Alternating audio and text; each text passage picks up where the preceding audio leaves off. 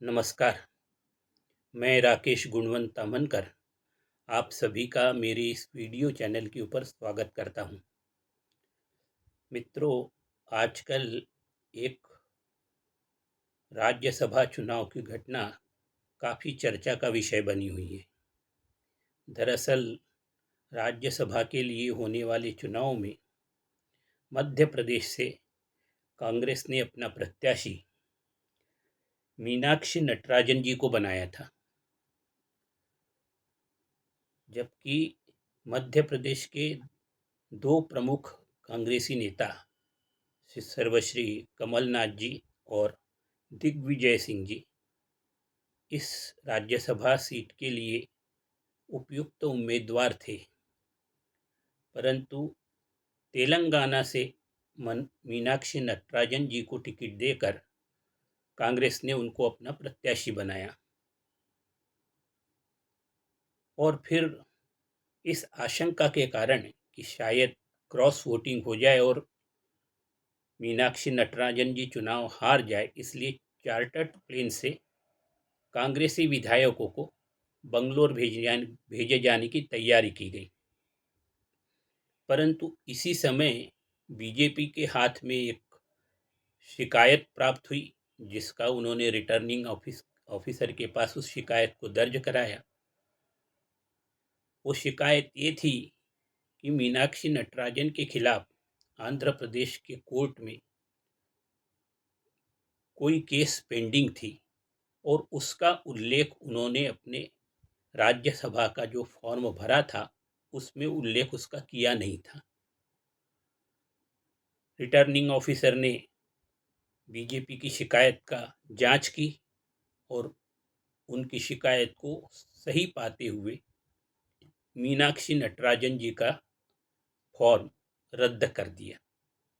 इस कारण मध्य प्रदेश से भाजपा के 3 उम्मीदवार निर्विरोध निर्वाचित हो गए, जबकि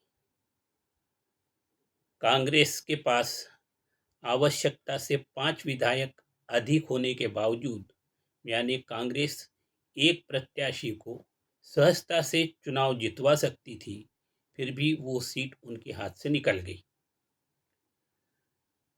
तो मित्रों, कांग्रेसी लोगों ने चुनाव आयोग के पास शिकायत की। तब चुनाव आयोग ने कहा कि रिटर्निंग ऑफिसर के निर्णय में चुनाव आयोग को हस्तक्षेप करने का अधिकार नहीं है। तब कांग्रेस ने सुप्रीम कोर्ट का दरवाजा खटखटाया। सुप्रीम कोर्ट से भी कांग्रेस की जो अर्जी थी कि ये जो निर्णय हुआ है ये गलत है और इसको फिर से दोबारा कांग्रेसी प्रत्याशी को अपना फॉर्म भरने की अनुमति देकर चुनाव करवाया जाए, ये उनकी जो अर्जी थी वो सुप्रीम कोर्ट से भी खारिज हो गई। उसके कारण कांग्रेसी लोग अत्यधिक नाराज हैं। लेकिन कभी भी अपनी गलती को यदि आप स्वीकार कर लें तो एक बार फिर से मौका मिल सकता है, ऐसा मेरा मानना है। और ये जो न्यायालय में पेंडिंग केस है, इसकी बात अपने फॉर्म में उल्लेख न कर पाना, ये तो एक बहुत बड़ी त्रुटि है। इस प्रकार की अनियमितताओं से हमेशा बचना चाहिए। परंतु जो होना था वो हो गया और कांग्रेस के हाथ से एक राज्यसभा की सीट बीजेपी ने छीन ली। मित्रों, आपको क्या लगता है, रिटर्निंग ऑफिसर का जो फैसला था वो सही था, या रिटर्निंग ऑफिसर को श्रीमती नटराजन को अपना फॉर्म सुधारने का एक अवसर दिया जाना चाहिए था? आप क्या सोचते हैं?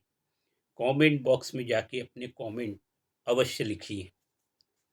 चलिए हम अपने मूल विषय की तरफ आगे बढ़ते हैं। श्री सार्थ दासबोध संत रामदास स्वामी द्वारा रचित श्री सार्थ दासबोध में आज हम चर्चा करेंगे कि आध्यात्मिक प्रवचन किस प्रकार करना चाहिए, उसके क्या प्रमुख लक्षण होते हैं। क्योंकि आध्यात्मिक प्रवचन कैसा करना चाहिए इसके बारे में संत रामदास स्वामी ने बहुत उत्तम तरीके से इस बात को समझाया है। संत रामदास स्वामी कहते हैं कि भगवान की यश कीर्ति तथा महिमा को पसंद करते हुए उसका वर्णन करना चाहिए। यानी भगवान की जो यश कीर्ति है उसका आनंद से अपने प्रवचनों में उसका वर्णन करना चाहिए, और उसका वर्णन इस प्रकार का होना चाहिए कि जिस कारण भगवत भक्तों के अंतःकरण संतुष्ट हो जाए।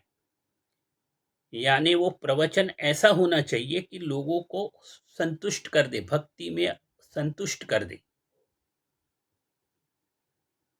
संत रामदास स्वामी कहते हैं कि पूर्व कथा का संबंध उसका धागा छोड़े बिना ही भाषण नहीं करना चाहिए। यानी पिछले दिन जहाँ तक कथा हुई थी उसके संदर्भ को जोड़ते हुए कथा को आगे बढ़ाना चाहिए। उसको वहीं पर छोड़कर कथा को आगे नहीं बढ़ाना चाहिए। उसको बड़े अच्छे ढंग से जोड़कर फिर कथा को, निरूपण को आगे बढ़ाना चाहिए। निरूपण करते समय बीच बीच में भगवान के नाम का जय घोष और तालियों का गजर करवाते रहना चाहिए। प्रसंगवश बीच बीच में काल्पनिक कथाओं और वास्तविक घटनाओं को जोड़कर संक्षेप में उसका वर्णन करना चाहिए। परंतु इन बातों को जोड़ते समय उन बातों में बहकर अधिक समय नष्ट नहीं करना चाहिए। यानी अति संक्षेप में काल्पनिक कथा या वास्तविक घटना को जोड़कर आज भगवान के भक्तों का मन भक्ति मार्ग पर रमा के रखने का प्रयास करना चाहिए। संत रामदास स्वामी कहते हैं, हरि कीर्तन से ताल, मृदंग, संगीत, गायन, नृत्य इत्यादि सब कुछ होना चाहिए। यानी कीर्तन करते समय संगीत तो होना चाहिए, पर ऐसा नहीं होना चाहिए कि उसके कारण कथा वस्तु ही छोटी हो जाए, संक्षिप्त हो जाए। संगीत का, भजन का कीर्तन में थोड़ा थोड़ा उपयोग होना चाहिए, पर वो अधिकता उसकी नहीं होनी चाहिए। अधिक समय कथा के ऊपर दिया जाना चाहिए। संत रामदास स्वामी कहते हैं कि प्रेम में विभोर होकर ईश्वर की करुणा की याचना करनी चाहिए, और इस प्रेम की धारा में गरजते हुए ओजस्वी कीर्तनकार श्रोताओं को अपने कीर्तन से आनंद प्रदान करते हैं और कीर्तन की भक्ति में उनको तल्लीन कर देते हैं। यानी कोई भी कीर्तन करते समय उस कीर्तन में हमें अपने आप को खो देना चाहिए, उसमें समरूप हो जाना चाहिए। भगवान के भाव को याद करते हुए प्रेमाश्रु से भक्तों का, भगवान के गुणों का, कीर्ति का, यश का वर्णन करना चाहिए और श्रोताओं को आनंद मिले, इस प्रकार का कीर्तन करना चाहिए। संत रामदास स्वामी कहते हैं कि मन कभी शुष्क नहीं होना चाहिए, ने प्रेम से भरा हुआ होना चाहिए। भगवान के प्रति प्रेम भरा हुआ होना चाहिए। प्रेम के कारण शरीर में होने वाले कंपन होना चाहिए। यानी जब हम भगवान से प्रेम भाव अपने मन में लाते हैं तो प्रेम भाव के कारण हमारे शरीर में कंपन प्रारंभ होना चाहिए, रोंगटे खड़े हो जाने चाहिए और मन को आवेश में मन में भगवान का आवेश उत्पन्न हो जाना चाहिए। यानी हमें कीर्तन करते समय या निरूपण करते समय भगवान की भक्ति में इस प्रकार खो जाना चाहिए कि हमारे शरीर में कंपन होने लगे, हमारे शरीर पर रोंगटे खड़े हो जाएं और हमारा मन आवेश में आ जाए। और इस प्रकार प्रेमाश्रु बहते हुए जब आप भगवान के गुणों का वर्णन और गान करते हैं तो ईश्वर के द्वारा उनके सम्मुख दंडवत प्रणाम करते हुए जब ये कीर्तन करते हैं तो वो निश्चित रूप से श्रोताओं के मन को छू जाता है। यानी जब तक आप भगवान की भक्ति में स्वयं लीन नहीं हो जाते तब तक आपके द्वारा किया जाने वाला प्रवचन लोगों को, उनकी आत्मा को छू नहीं पाएगा। उन लोगों को यदि उनकी आत्माओं को प्रवचन में लीन करना है तो सर्वप्रथम हमें भगवान की भक्ति में लीन होना आवश्यक है। संत रामदास स्वामी कहते हैं, कीर्तन के प्रवाह और प्रेम पूर्ण पद, दोहे, श्लोक, प्रबंध जैसी विभिन्न शैलियों का इसमें प्रयोग करना चाहिए। साथ ही प्रसंग के अनुसार वीर रस से ओतप्रोत भाषण भी करना चाहिए।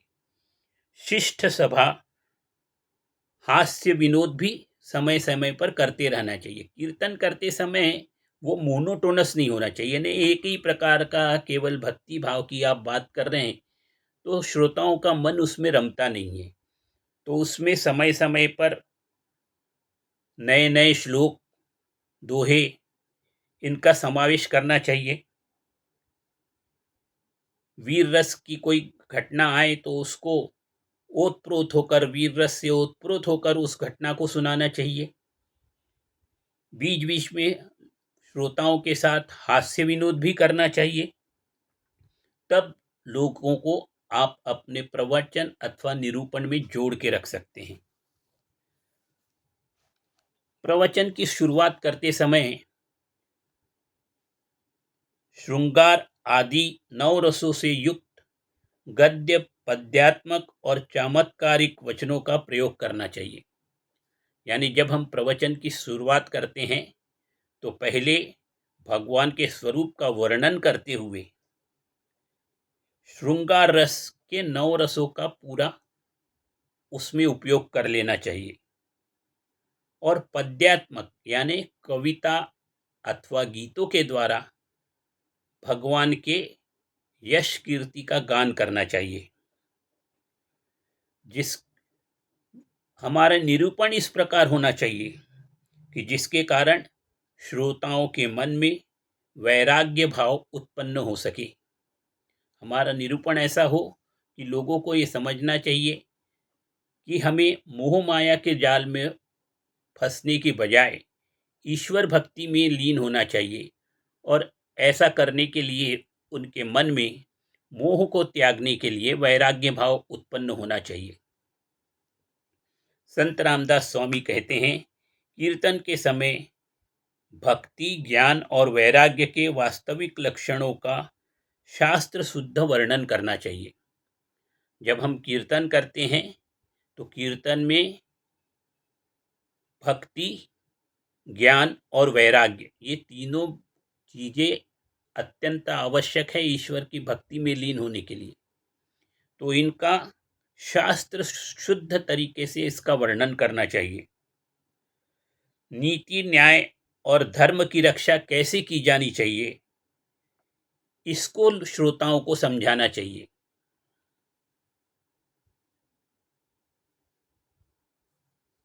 साधना मार्ग, अध्यात्म का स्पष्ट एवं प्रांजल निरूपण करना चाहिए। यानी भगवान की भक्ति का साधना मार्ग और अध्यात्म का स्पष्ट रूप से निरूपण अत्यंत सरल भाषा में करना चाहिए।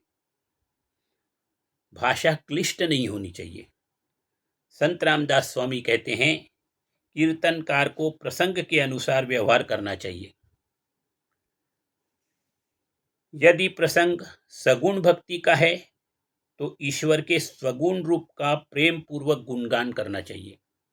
यदि प्रसंग सगुण भक्ति का है, यानी आप राम कथा कर रहे हैं, तो भगवान के यश कीर्ति का गान करना चाहिए, सगुण भक्ति करना चाहिए। और यदि निर्गुण भक्ति के बारे में है, तो अध्यात्म के सूक्ष्म बातों का विवेचन करना चाहिए। समय और परिस्थिति को देखते हुए ही हमें हरि कथा करनी चाहिए। हम किस समय क्या बात कर रहे हैं, उस बात को ध्यान में रखते हुए हमें हरि कथा को आगे बढ़ाना चाहिए। संत रामदास स्वामी कहते हैं कि प्रवचन के दौरान उठने वाली शंकाओं का तर्क संगत तुरंत खंडन किया जाना चाहिए। यानी प्रवचन करते समय यदि कोई श्रोता कोई टिप्पणी करता है, कुछ शंका उत्पन्न करता है, तो उसका शंका का निरसन तर्क संगत होना चाहिए, अतार्किक नहीं होना चाहिए। तर्क संगत स्पष्टीकरण होना चाहिए और उसका तुरंत खंडन किया जाना चाहिए। जैसे ही कोई शंका उत्पन्न करता है, तो उसकी शंका का वहीं तुरंत खंडन किया जाना चाहिए। बोलते समय हमेशा संयमित भाषा का प्रयोग करना चाहिए। बोलते समय प्रवाह में बहना नहीं चाहिए, संयमित भाषा का प्रयोग करना चाहिए। जहां तक संभव हो अस्त व्यस्त या अव्यवस्थित भाषण नहीं करना चाहिए। यानी जहां तक संबंध हो, हमें अपनी जो विषय वस्तु है उससे बाहर जाकर अस्त व्यस्त भाषण नहीं करना चाहिए। विषय वस्तु से संबंधित बातों का ही चर्चा करते हुए हरि कथा को आगे बढ़ाना चाहिए। संत रामदास स्वामी कहते हैं, वेदों का नियमित अध्ययन करना चाहिए। उत्तम कीर्तन करने के लिए आवश्यक है कि आपको वेदों का नियमित अध्ययन करना चाहिए तथा लोगों को पुराणों की कथा सुनाते रहनी चाहिए। अपने निरूपण में आप हरि कथा कर रहे हैं, राम कथा बता रहे हैं, तब भी उसमें बीच बीच में पुराणों की कथाओं को जोड़कर हरि कथा को आगे बढ़ाने से लोगों का कीर्तन के प्रति और आकर्षण बढ़ जाता है। तो पुराणों की कथाओं को भी सुनाते रहना चाहिए। माया और ब्रह्म के स्वरूप का भेद को समझाने के लिए पूर्णतः परिश्रम पूर्वक यथार्थ विवेचन करना चाहिए। यानी माया और ब्रह्म, ब्रह्म यानी ईश्वर, माया और ईश्वर का भेद लोगों को समझाने के लिए जितनी मेहनत करके आप लोगों को समझा सकती हो, उतनी अधिक से अधिक मेहनत कर लोगों को यथार्थ विवेचन करना चाहिए। संत रामदास स्वामी कहते हैं कि बोलते समय ब्राह्मण, धर्म, संस्कार, मर्यादा, इसका आदर और रक्षण करना चाहिए। जिस समय हम निरूपण करते हैं तो ब्राह्मण, धर्म, हमारे संस्कार और मर्यादा, इसका हमको ध्यान होना चाहिए। अपनी गुरु परंपरा और उपासना मार्ग को दृढ़ता से आगे बढ़ाना चाहिए। उपासना मार्ग में कभी शिथिलता नहीं आनी चाहिए। इस प्रकार का यदि निरूपण होगा तो अवश्य वो भगवान के भक्तों के हृदय तक पहुंचेगा। आज का पॉडकास्ट यहीं तक। जय श्री राम। आपको मेरा ये प्रवचन या निरूपण कैसे लगा, कृपया कमेंट बॉक्स में जाके अपने कमेंट्स अवश्य दीजिए। और याद रहे, मेरे इस चैनल को आप अवश्य लाइक करें, सब्सक्राइब करें और अपने मित्र और संबंधियों के साथ शेयर भी करें। धन्यवाद। जय जय रघुवीर समर्थ।